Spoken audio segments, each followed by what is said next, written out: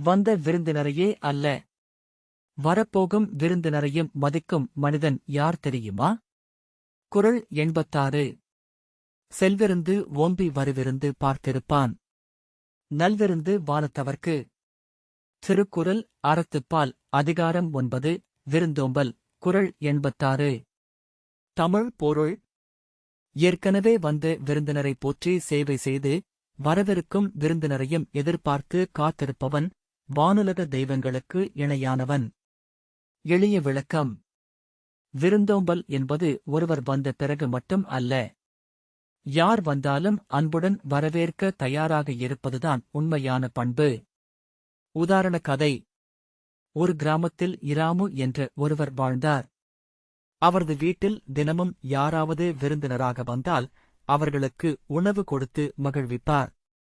ஒருநாள் யாரும் வரவில்லை. இருந்தாலும் அவர் கூடுதல் உணவு சமைத்து யாராவது வரலாம் என்று காத்திருந்தார். அன்று மாலை ஒரு பயணி வழி தவறி வந்தார். இராமு அவரை அன்புடன் வரவேற்று உணவு கொடுத்தார். அந்த பயணி மனமகிழ்ந்து, நீங்கள் தெய்வம் போல இருக்கிறீர்கள் என்று பாராட்டினார். இந்தக் கதையின் பொருள்: விருந்தோம்பல் என்பது நிகழ்ந்தால் மட்டும் செய்ய வேண்டிய கடமை அல்ல, அதை மனதார எதிர்பார்த்து செய்யும் பண்புதான் உயர்ந்தது. ஊக்கவுரை: அன்புடன் காத்திருக்கும் மனம் மனிதனை தெய்வமாக உயர்த்தும். நிஜ வாழ்க்கை சம்பவம்: இன்றும் பல கிராமங்களில் வீட்டின் முன் தண்ணீர் குடம் வைத்து யாராவது தாகமாக வரலாம் என்று வைத்திருப்பார்கள். அவர்களுக்கு யார் வருவார்கள் என்று தெரியாது. ஆனால் உதவி செய்யும் மனம் மட்டும் இருக்கும். இதுவே இந்தக் குறளின் உண்மை நடைமுறை. நகைச்சுவை உதாரணக் கதை: ஒரு நண்பர் வீட்டிற்கு சென்றார்.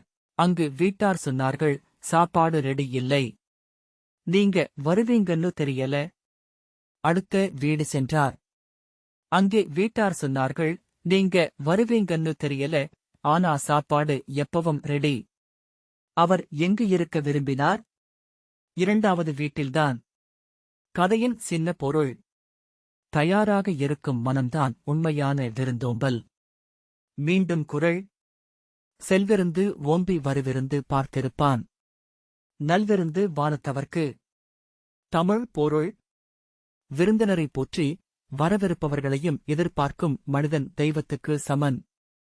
அடுத்த குறளில் சந்திப்போம். நன்றி. இந்த மாதிரி தினமும் ஒரு திருக்குறள் விளக்கம் பார்க்க கீழே இருக்கும் சப்ஸ்கிரைப் பட்டனை அழுத்துங்கள். லைக், ஷேர், காமெண்ட், சப்ஸ்கிரைப் செய்யுங்கள்.